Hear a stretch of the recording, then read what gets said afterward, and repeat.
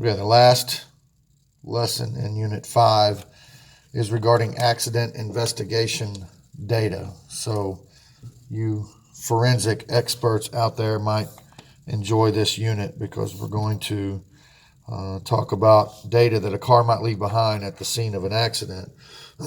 Some things that they look at an accident are skid marks. You guys know those are a mark a tire leaves on the road when it's in locked mode. So you lock up the brakes and it leaves a skid mark unless your car has an anti-lock brake system, because most of the newer cars do have ABS brakes. That does not allow the wheels to lock continuously. So they lock and then release, and they lock and then release. The driver will feel like a pulsing on the brake pedal and moves the pedal up and down. The skid marks left by a car with an anti-lock brake system look like a uniform dashed line. So they kind of, there's one, and then so they're kind of look like that, where there's space in between.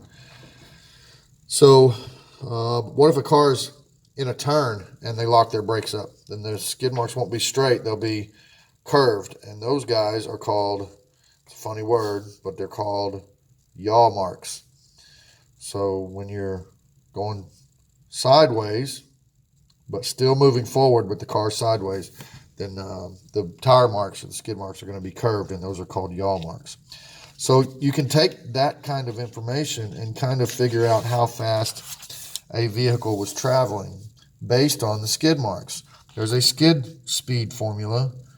This is for not for the yaw marks, but for the regular skid marks.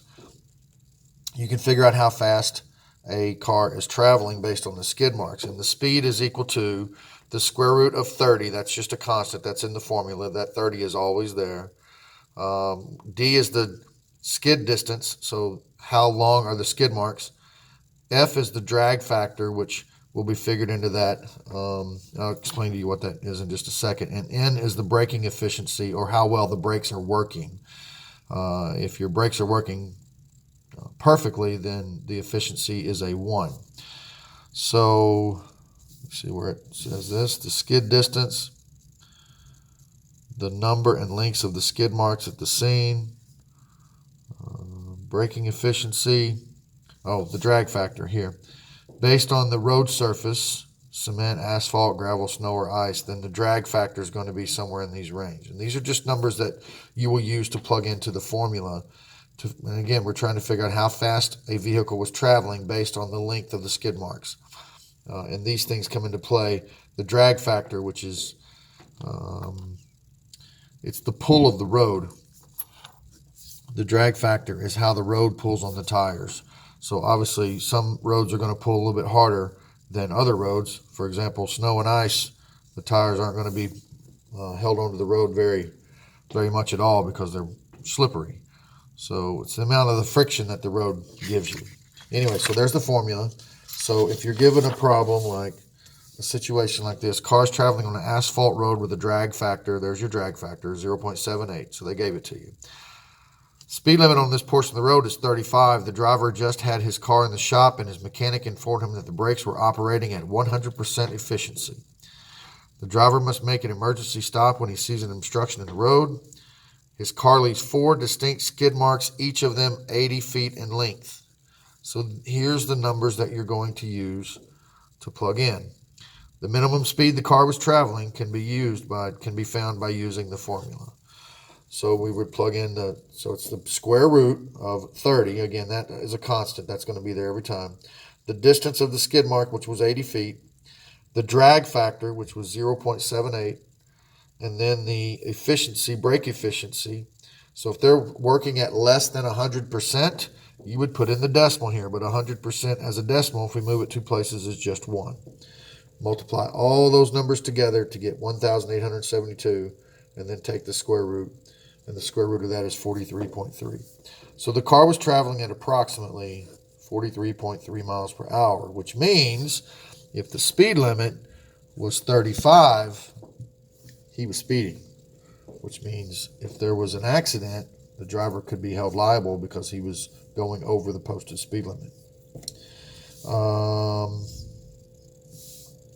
Melissa was traveling 50 miles an hour on a concrete road with a drag factor of 1.2. There's your drag factor. Her brakes were working at 90% efficiency. 90%, so they weren't working completely to the fullest extent. To the nearest tenth of a foot, what would you expect the average length of the skid marks to be if she applied her brakes in order to come to an immediate stop? So we know her speed, and we know the drag factor, and we know the efficiency. What we don't know is the distance of her skid marks. So we're solving for D, the distance of her skid marks. So what we're going to do here is we're going to plug in everything we do know. Speed was 50, square root that 30 there, that's a constant. The distance of the skid mark, that's what we don't know. The drag factor is 1.2. And then the brake efficiency was 90%. 90% as a decimal is 0.9. Remember, never use the percent in a factor, in a calculation. So multiplying all these together, so 30 times this would give you 32.4 times D, the distance of the skid marks. So if you remember how to solve this equation here, you got to get rid of the radical. So we're going to square both sides. So when you square 50, you get 2,500. When you square this, the square root sign goes away. So you square both sides, your square root sign goes away. So now you have 2,500 equals 32.4 times D, the distance of the skid mark. Divide both sides by 32.4, and you get 77.2. So under the given conditions, you would expect the average skid mark on there to be 77.2 feet. Okay. All right. What if you have a yaw mark, which happens when the car is continuing to go forward, so the car is going this way, but the car gets turned sideways, so their skid marks are going to be in the form of a curve. So if S is the minimum speed and F is the drag factor, R is the radius of the arc of the yaw mark. The most basic formula is this right here. The speed of the car is equal to the square root of 15. That's a constant that's just in the formula, times the drag factor, and then times the radius of the yaw mark. So what you're going to need to know that is sometimes not given to you is the radius of the yaw mark. Now there's a formula for that too. So for this formula, you've got a formula to figure out the radius to plug in here. And the formula to figure out the radius is this. There is what's going to be called a middle ordinate, which is from the arc that the yaw creates to this chord of the circle, for you guys that remember geometry. And the length of the chord of this, that's going from one end of the circle to the other, that's the C in this formula. And for this, we're trying to find the radius. So you take the chord length, square it, divided by 8 times the middle ordinate, and the problem will tell us that, plus the middle ordinate divided by 2. So let's take a look at how that would work. An accident reconstructionist took measurements from yaw marks left at the scene. There was a 43-foot length chord. That's the C. So C is going to be 43. She determined that the middle ordinate measured approximately 4 feet. So the middle ordinate is 4. The drag factor was 0.8. So the drag factor was 0.8. Determine the radius of the curved yaw mark to the nearest tenth of a foot. Then determine the minimum speed that the car was going when the skid occurred. So first we got to figure out R using this formula. So we're going to plug C in here. So 43 to the second divided by 8 times the middle ordinate, which was 4. We're just plugging numbers in, plus 4 over 2. So you're going to have to remember this formula. This is to find the radius. Let your calculator do the work. Square that, divide by that, which would be 32, and then add 4 over 2 is 2. So when you get that, just add 2, and you get 59.8. That is the radius. And we're not finished. So now we're going to use this formula to figure out the speed. So the speed is equal to the square root of 15, that number is just in the formula, times the drag factor, 0.8, times the radius, which we just found. So you multiply all those together, take the square root, and you get 26.8. So that's the minimum speed, or approximate speed, that the car was going. All right, let's Let's work one that's not given to us. Determine the minimum speed. So that's what we're going to do, the same thing. At the point the brakes are immediately applied to avoid a collision based on a yaw mark chord of 62.4. So the C number is 62.4.